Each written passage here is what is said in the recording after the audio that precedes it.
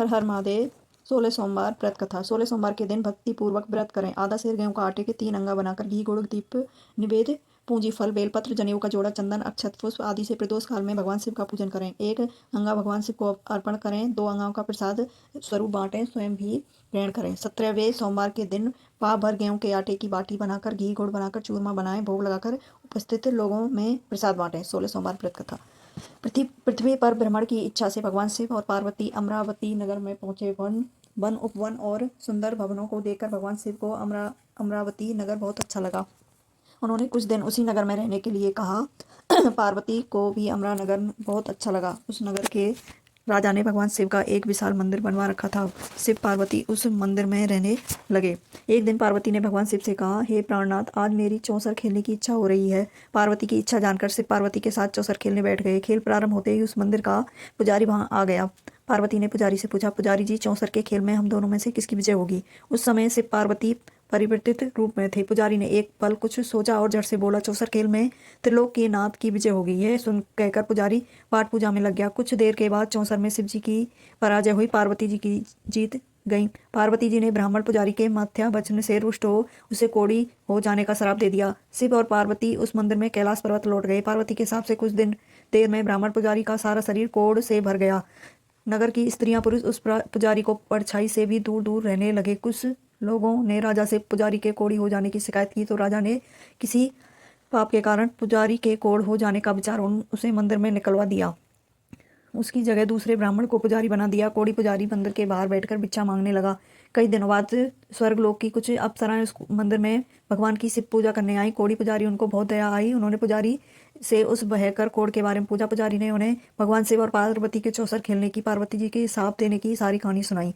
Shop की कहानी सुनकर अप्सराओं ने पुजारी से कहा कि तुम 16 सोमवार का व्रत विधि प्रकार करो, तुम्हारे सारे कष्ट रोग विकार शीघ्र नष्ट हो जाएंगे। पुजारी द्वारा पूजन विधि करने पर अप्सराओं ने कहा, सोमवार के दिन सूर्योदय से पहले उठकर स्नान आदि करके स्वच्छ वस्त्र पहनकर आधा सेर गेहूं का आटा लेकर उसके 3 अंग बनाना, फिर घी का दीपक जलाकर गुड़ निवेद बेलपत्र चंदन अक्षत फूल पुंगी फल जनेऊ का जोड़ा लेकर प्रदोष काल में भगवान शिव की पूजा अर्चना करना।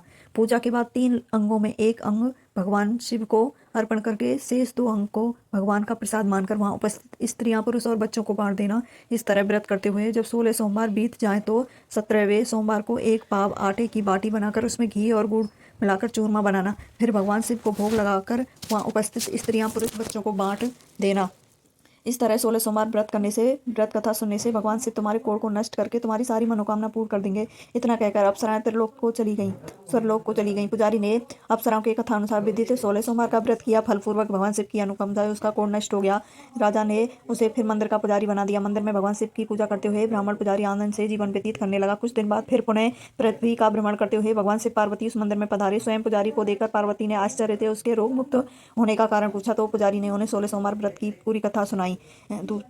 पार्वती की व्रत की बात सुनकर प्रसन्न हुई और उन्हें पुजारी से उसकी विधि पूछकर स्वयं 16 सोमवार का व्रत प्रारंभ किया। पार्वती जी उन दिनों कुछ अपने पुत्र कार्तिकेय के नाराज होकर दूर चले जाने से बहुत चिंतित रहती थी। वे कार्तिकेय को लौटने के लिए अनेक उपाय कर चुकी थी, लेकिन कार्तिकेय लौटकर उनके पास नहीं आ रहे थे। 16 सोमवार का व्रत करते ही पार्वती ने भगवान शिव से कार्तिकेय के लौटने की मनोकामना की। व्रत समापन के तीसरे दिन सचमुच कार्तिकेय वापस लौट आए। कार्तिकेय ने अपने हृदय परिवर्तन के संबंध में पार्वती से पूछा, हे माता, आपने ऐसा कौन सा उपाय किया था जिससे मेरा क्रोध नष्ट हो गया और मैं वापस लौट आया? तब पार्वती ने कार्तिकेय को 16 सोमवार के व्रत की कथा सुनाई। कार्तिकेय ने एक ब्राह्मण मित्र ब्रह्मदत्त के प्रदेश जाने से बहुत दुखी थे। वह वापस नहीं आ रहा था। उसको वापस लौटने के लिए कार्तिकेय ने 16 सोमवार का व्रत करते हुए ब्रह्मदत्त के वापस लौट आने की कामना प्रकट की। व्रत के समापन के कुछ दिन बाद मित्र लौट आया। ब्रह्मदेव ने लौटकर कार्तिकेय से कहा, प्रिय मित्र, तुमने ऐसा कौन सा उपाय किया जिससे मैं प्रदेश में मेरे विचार एकदम परिवर्तित हो गए और मैं तुम्हारे स्मरण करते हुए लौट आया? कार्तिकेय ने अपने मित्र को 16 सोमवार के व्रत की कथा विधि कह सुनाई।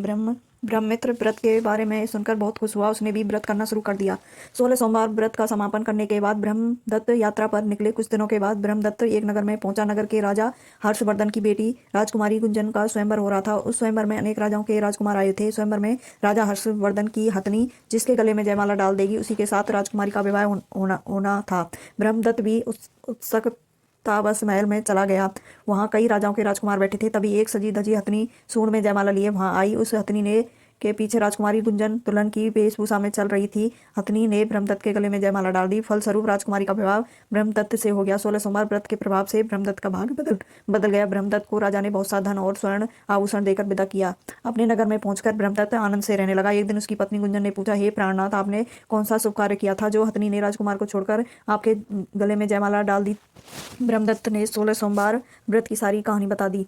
अपने पति से 16 सोमवार का महत्व जानकर राजकुमारी गुंजन ने पुत्र की इच्छा से 16 सोमवार का व्रत किया। निश्चित समय पर भगवान शिव की अनुकंपा से राजकुमारी के एक सुंदर सा स्वस्थ पुत्र उत्पन्न हुआ। पुत्र का नामकरण गोपाल के रूप में हुआ। दोनों पति पत्नी सुंदर पुत्र को पाकर बहुत खुशी थे। पुत्र ने भी माँ से एक दिन प्रश्न किया कि मैंने तुम्हारे ही घर में जन्म लिया, जिसका क्या कारण है? माता गुंजन ने पुत्र को 16 सोमवार व्रत की जानकारी दी और कहा कि भगवान शिव के आशीर्वाद से ही मुझे तुम जैसा गुणी और सुंदर पुत्र मिला है।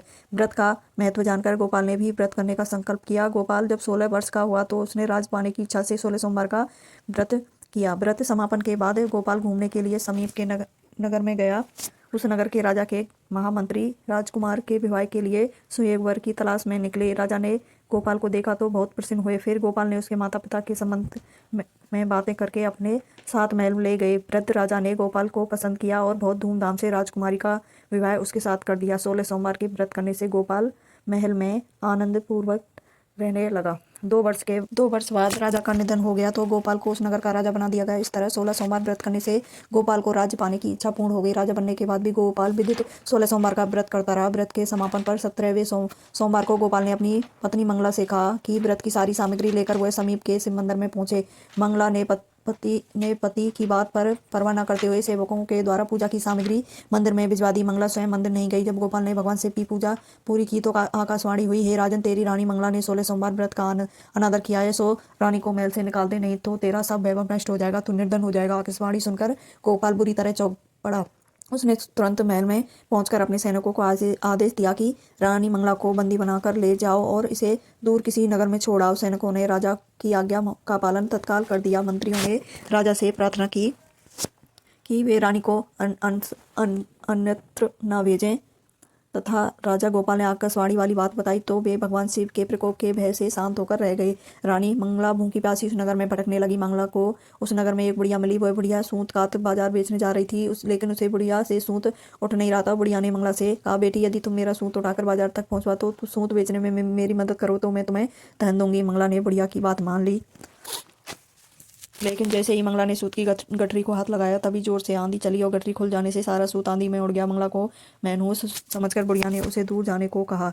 मंगला चलते चलते एक तेली के घर पहुंची। उस तेली ने तरस खाकर मंगला को घर में रहने के लिए कह दिया, लेकिन तभी भगवान शिव के प्रकोप से तेली के तेल से भरे मटके एक एक बूंद करके फूटने लगे। तेली ने मंगला को मनहूस जानकर तुरंत घर से निकाल दिया। भूखी प्यासी रानी वहां से आगे की ओर चल पड़ी। रानी ने एक नदी में जल पीकर अपनी प्यास शांत करनी तो नदी पर जल पीकर अपनी प्यास शांत करनी चाहिए तो नदी का जल उसके स्पर्श से सूख गया। अपने भाग को कोसती हुई रानी आगे चल दी। चलते चलते रानी एक जंगल में पहुंची। उस जंगल में एक तालाब था जिसमें निर्मल जल भरा हुआ था। निर्मल जल देखकर रानी की प्यास तेज हो गई। जब पानी पीने के लिए रानी ने तालाब की सीढ़ियां उतरी, जैसे ही जल को स्पर्श किया तभी उस जल में अखंड कीड़े उत्पन्न हो गए। रानी ने दुखी होकर उस गंदे जल को पीकर अपनी प्यास शांत की। दोपहर की धूप से परेशान होकर रानी ने एक पेड़ की छांव में बैठकर कुछ देर आराम करना चाहा तो उस पेड़ के पत्ते पल भर में सूख कर बिखर गए। रानी दूसरे पेड़ के नीचे जाकर बैठी तो उसके भी गिर गए। रानी तीसरे पेड़ के पास पहुंची तो उसके पत्ते भी गिर पड़े। पेड़ के विनाश देखकर वह वहां पर गांव को चराते गांव वाले बहुत हैरान हुए। गांव वाले मनहूस रानी को पकड़कर समीप के मंदिर में पुजारी जी के पास ले गए। रानी के चेहरे को देखकर पुजारी भी जान गए कि रानी अवश्य किसी बड़े घर की है, भाग के कारण यह दर दर भटक रही है। पुजारी ने रानी से कहा, पुत्री, तुम कोई चिंता नहीं करो, मेरे साथ इस मंदिर में रहो, कुछ दिनों में सब ठीक हो जाएगा। पुजारी की बात से रानी को बहुत शांति मिली। रानी ने उस मंदिर में रहने लगी, लेकिन उसके भाग में कोई परिवर्तन नहीं हुआ। रानी भोजन बनाती तो सब्जी जल जाती, आटे में कीड़े पड़ जाते, जल में बदबू आने लगती। पुजारी भी रानी के दुर्व्यवहार से बहुत चिंतित हुए। हे पुत्री, अवश्य ही तुमने कोई अनिश्चित काम किया जिसके कारण देवता तुम्हें नाराज होकर तुम्हें इतना कष्ट दे रहे हैं। पुजारी की बात सुनकर रानी ने अपने पति के आदेश मंदिर न जाने की, शिव की पूजा नहीं करने की सारी कथा सुनाई। पुजारी ने कहा, अब तुम कोई चिंता मत करो, कल सोमवार है, कल से तुम 16 सोमवार के व्रत करना शुरू कर दो। भगवान शिव अवश्य तुम्हारे दोषों को क्षमा करके तुम्हारा भाग को बदल देंगे। पुजारी की बात मानकर रानी ने 16 सोमवार के व्रत प्रारंभ कर दिए। सोमवार के व्रत करके विदित शिव की पूजा अर्चना करके रानी व्रत व्रत कथा सुनने लगी। जब रानी ने 17वें सोमवार की विधित व्रत समापन किया तो उधर उसके पति राजा गोपाल के मन में रानी की याद आई। गोपाल ने तुरंत अपने सैनिकों को रानी मंगला को ढूंढने के लिए भेजा। रानी को ढूंढते हुए सैनिक मंदिर में पहुंचे। रानी ने लौटकर चलने के लिए कहा। पुजारी ने सैनिकों से मना कर दिया। सैनिक निराश होकर लौट गए। उन्होंने लौटकर राजा को सारी बात बताई। राजा गोपाल स्वयं उस मंदिर के पुजारी के पास पहुंचे। रानी को महल से निकाल देने के कारण पुजारी जी से क्षमा मांगी। पुजारी जी ने कहा राजा से यह सब भगवान शिव के प्रकोप के कारण हुआ, इसलिए रानी अब कभी भगवान शिव की पूजा अब हेलना नहीं करेगी। पुजारी जी ने समझा कर रानी मंगला को विदा कर दिया। राजा गोपाल के साथ रानी मंगला महल में पहुंची। महल में पहुंचते बहुत खुशियां मनाई। पूरे नगर को सजाया गया। लोगों ने उस रात दिवाली की तरह घरों में दीपक जलाकर रोशनी की। ब्राह्मणों ने वेद मंत्रों से रानी की मंगला का स्वागत किया। राजा ने ब्राह्मणों को अन्न वस्त्र दान दिए। नगर में निर्धनों को वस्त्र बांटे। रानी मंगला 16 सोमवार का व्रत करते हुए महल में आनंद पूर्वक रहने लगी। भगवान शिव की अनुकंपा के उसके जीवन में खुशी ही खुशी भर गई। 16 सोमवार के व्रत करने और कथा सुनने से मनुष्य की सभी मनोकामनाएं पूर्ण होती हैं और जीवन में किसी तरह की कमी नहीं होती है। स्त्री पुरुष आनंद पूर्वक जीवन व्यतीत करते हैं, मोक्ष को प्राप्त करते हैं। जय हो शिव शंकर भगवान।